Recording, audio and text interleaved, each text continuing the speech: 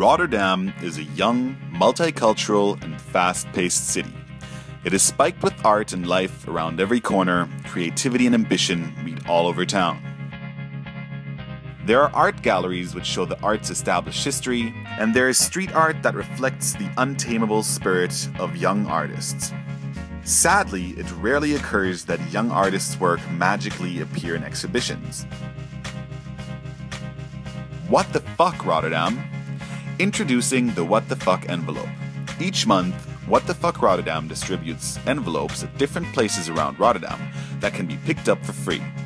They feature young artists' work in the form of posters, stickers, flyers, and such to help these artists to emerge from the dark.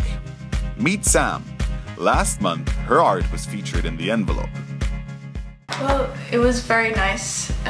First of all, the whole organization, the idea of helping artists grow and kind of get into the art scene was very cool of them. It was really an interesting way of doing it, and because it's so hard to get into the art scene when you're still fresh, and especially when you're 20 years old and not a lot of people take you seriously. So yeah, just the opportunity to show off your work and skills, I think it would really help a lot of artists, and I'm one of them.